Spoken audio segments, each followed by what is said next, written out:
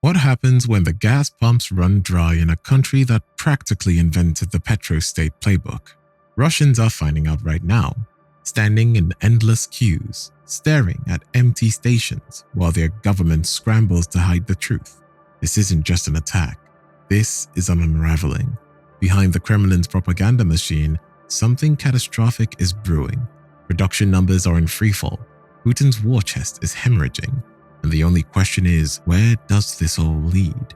This video exposes the brutal reality Moscow is desperately trying to hide. Ready? Come with me. Something impossible is happening in Russia, the world's largest energy exporter, the nation that powered Europe for decades. The country that weaponized oil and gas like nuclear weapons can't keep its own gas stations running. From Vladivostok in the Far East to occupied Crimea, Russians are lining up for hours.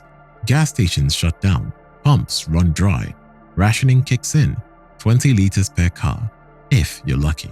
In some regions, diesel disappears completely. This is Russia, a so-called energy superpower treating gasoline like it's liquid gold. And it gets worse. This isn't a regional hiccup or seasonal shortage. Over half of Russia's 85 regions are facing fuel shortages right now. Farmers worry their harvesters will stop mid-season. Truckers whisper about bankruptcy. And Moscow? It's scrambling, banning exports, begging neighbors for fuel, watching its war economy sputter. The real weakness in Russia's empire isn't at its borders.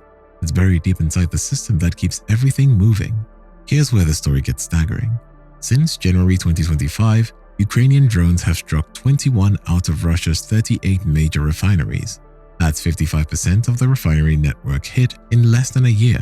In November alone, Ukraine launched a record 14 drone attacks on oil refineries, the most devastating month Russia has suffered since the invasion began. These aren't small parts on the border. We're talking about facilities deep inside Russia. Ryazan, 500 kilometers from Ukraine. Bashkortostan, 1,500 kilometers away. Even Siberian refineries aren't safe anymore. The Ryazan refinery alone processes 250,000 barrels a day. That's 5% of Russia's total capacity, and it's been hit 3 times this year.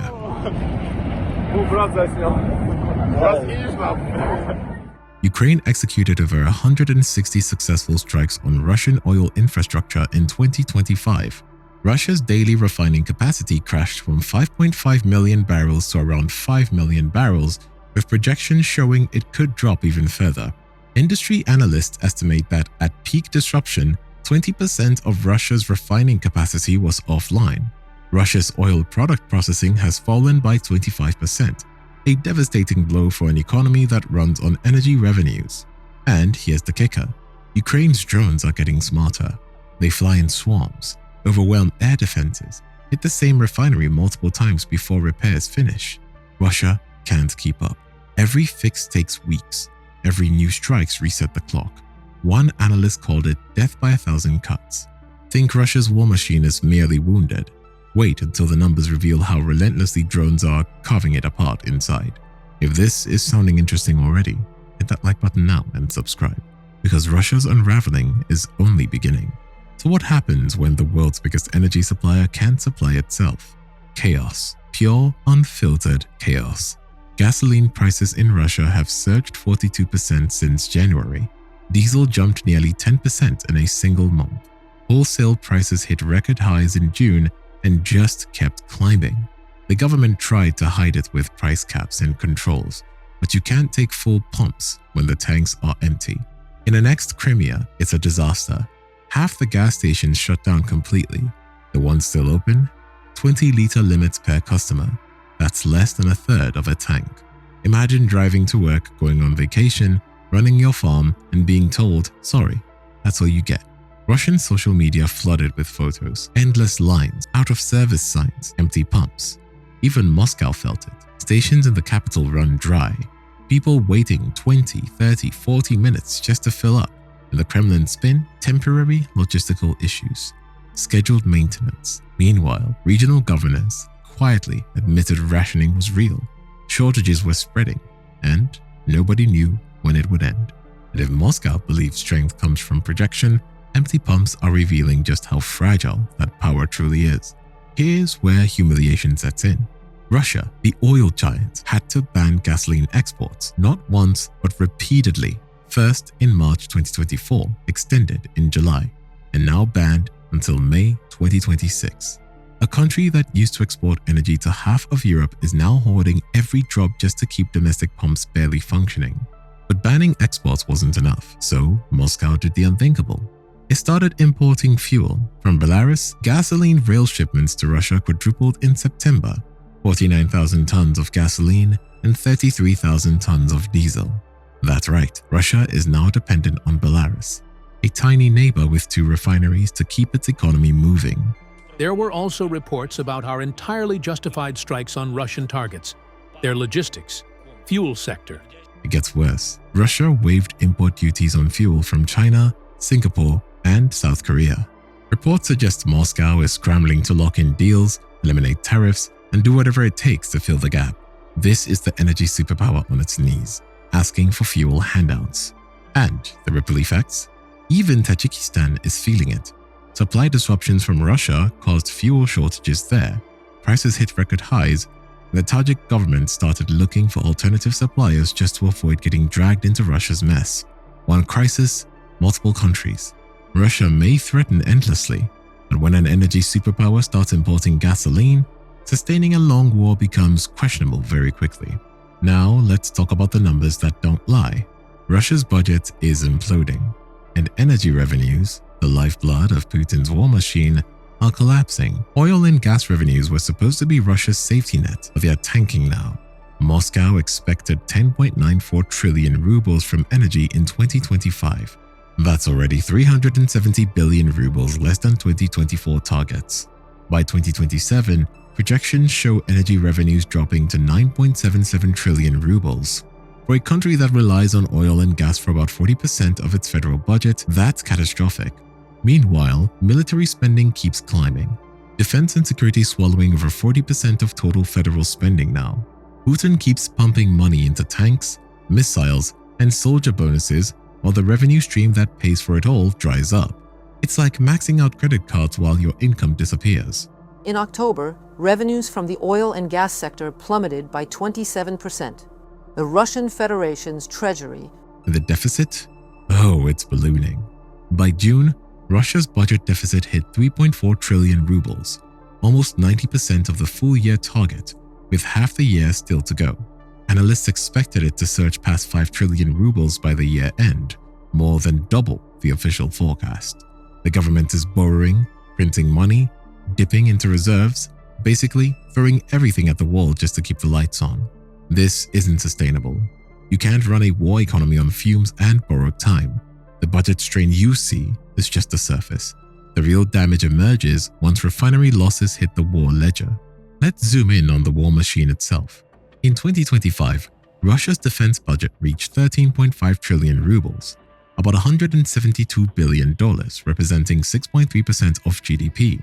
That's the highest military spending since the Cold War. Defense alone accounts for 32% of total federal spending. Add national security and it jumps to 41%, nearly half the entire budget going to war. But here's the brutal twist. Oil revenues are falling 24% below forecast. The Finance Ministry revised the 2025 deficit estimate from 0.5% of GDP to 1.7%, more than triple the original projection. And that was in April. By now, the gap is even wider. Putin admitted in June that Russia needs to cut military spending starting next year, but nobody believes it. The war shows no signs of slowing. Negotiations are stalled, and spending keeps rising. Where's the money coming from? Tax hikes. The government plans to raise the VAT from 20% to 22%, slash benefits for small businesses, and squeeze every last ruble out of corporations and ordinary Russians. It's not economic growth funding the war, it's looting the population. Analysts warn this is a dead end. You can only tax so much before the economy grinds to a halt. Meanwhile, Ukraine strikes keep hammering away. Rosneft, Russia's oil giant, reported a 70% collapse in the net income for the first 9 months of 2025, down to $3.57 billion. Even a behemoth like that is staggering under the combined weight of drone strikes, sanctions, and high interest rates. If Rosneft is bleeding, imagine the smaller players. And if the Kremlin keeps spending money on war while the economy rots, One spark could ignite a nationwide panic. But here's the factor almost nobody talks about, and it could be the final nail in the coffin, and that is the confidence of the people in their currency. Right now, Russians still mostly trust the ruble. They use it, they save it, they live with it. But trust is fragile, especially when gas stations are empty, prices are soaring, and the government keeps spinning lies about temporary issues. What happens when ordinary people realize their system is actually broken? If the ruble takes a sharp dive and analysts say it's a real risk, then panic sets in. People rush to convert savings into dollars, euros, even crypto. Banks freeze, lending collapses, and suddenly, Moscow isn't just fighting a war abroad, it's fighting a crisis at home. Economists call this a confidence crisis, and once it starts, it feeds on itself. Fear breeds fear. And the triggers? They're everywhere. Another major refinery bombed. Oil revenues missing targets again. The budget deficit spiraling even higher. Any one of these could be that spark.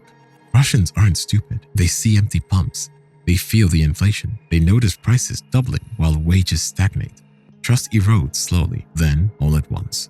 The scary part, confidence crises don't wait for economists to declare them. They happen fast, they hit hard, and they leave entire nations scrambling. And right now, Russia is one bad headline away from tipping over the edge. Russia's energy empire was supposed to be invincible. For decades, Putin wielded oil and gas like a weapon. But the empire, it's crumbling, not from sanctions, but from hidden crises that nobody saw coming. Ukrainian drones turned refineries into ruins. Fuel shortages spread, budget deficits exploded. Russia faces an economic reckoning it can't escape. When the world's largest energy exporter implodes, shockwaves hit everywhere: oil prices, global trade, and geopolitical balance. So as we approach the end of this video, don't forget to smash that like button and subscribe. Russia's unraveling appears to be accelerating, so feel free to drop a comment telling us on how exactly you think Russia can continue to hold out. Take care and see you in the next video.